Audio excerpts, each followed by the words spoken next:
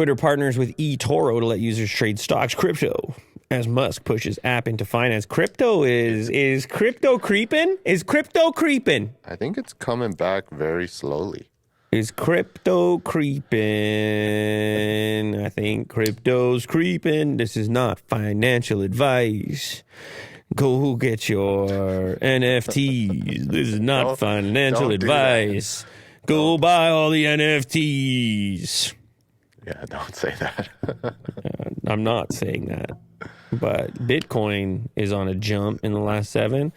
Ethereum's on a jump in the last 7. I can say those things. Those things are true. But do I know why or who's pumping who? No, I don't know who's pumping who and who's pumping what. But crypto's on a comeback. I just feel it smells like crypto in the air. So the crypto winter is over? I guess so. Yeah, that's what it was. The sun came out and people started to get a... Smell it. You smell that? That smell like I smell some crypto. I smell blockchain. Oh, man, I don't know. I heard there's a good deal on Tupperware right now. Okay. All right, yeah, it's the everything app. It's the X app. Yeah, got it, Will. X app, everything's in it. We're buying things, selling things, social credit, all your photos, identity, your LinkedIn's, your whole life in one app. Well, guess what? We got to get the currency going. Right? Yeah. Is that what's going on here? Uh-huh. With the eToro partnership, Twitter cash tags will be expanded to cover far more instruments and asset classes. What do you think about asset classes? Well, sounds a bit complicated. As we've grown over the past 3 years immensely, we've seen more and more of our users interact on Twitter, educate themselves about the markets. You know, something weird happened to me as I'm investigating. Well, here's my problem right now.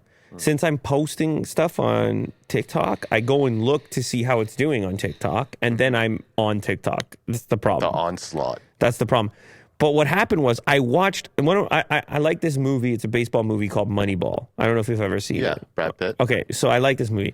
Somehow I ended up watching half the movie on TikTok, 1 minute at a time.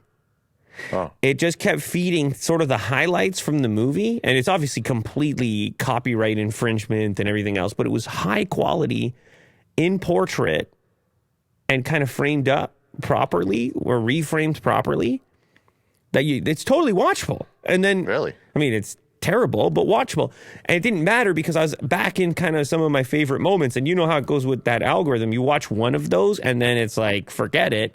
So I'm scrolling from like one section to the next section of the movie, and I'm like, I don't think Hollywood's gonna like this too much. Yeah, just movies on TikTok. Yeah. And just highlights the good parts. Like I don't think it would be happening if it was YouTube Shorts. Even Instagram, I doubt it. TikTok, this basically... It's a circus. It illustrates... People can do whatever they want on TikTok. It's the Wild West. Like, who's regulating what? Who's regulating Wild West? And you know what else? I just keep getting these creepy ones. Like, though this was the last time this person was ever seen in the security camera footage. Oh, yeah. The unsettling ones. I went on a rabbit hole. Look around the corner. Yeah. With eerie music. I just scroll past those as fast as possible in an attempt to reprogram and get more Brad Pitt Moneyball clips. eToro is started back in 2007. The company has more than 32 million registered users across Europe. What do you think about that name, eToro? That sounds delicious. Yeah. I love Toro. 32 million across Europe, Asia, and the United States. Under Musk's time as CEO, Twitter has cut staffing sharply, taking headcount down from 8,000 to 1,500 when he took over in a bid to reduce costs and reach profitability and become eventually a more comprehensive app that does more things. I am curious about how this app is going to take over our lives, kind of like WeChat in China. Like, is it going to have the Tesla app? I don't think it really worked that way because this isn't China. Okay, yeah. Enough said. Like, I don't think any one app will be capable of doing that to us. It's hard to imagine what he's trying to do. I think he would love to. I think he would love to build. So you're saying it won't work? America. No, you can't. Can't do it. Okay. Because WeChat got the blessing over there. Well, don't get me started on it. Is it government funded? WeChat got knighted over there. Kablamo. WeChat. Boom. It's like Harry Potter over there. It's just not how really things run here. People go, is that thing better over there? Yeah, let's do that. Let's try that. Like, and I know there's obviously players and there's things that we do as far as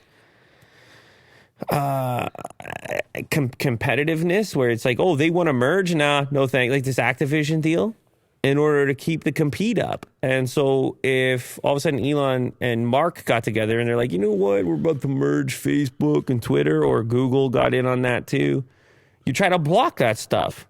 We don't actually want all that centralized power and ownership. Yeah.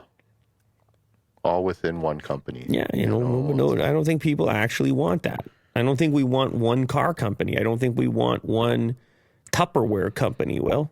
I think we want competition. It always yields the best stuff, and it makes us feel the best. You get up in the morning, you compete a little bit.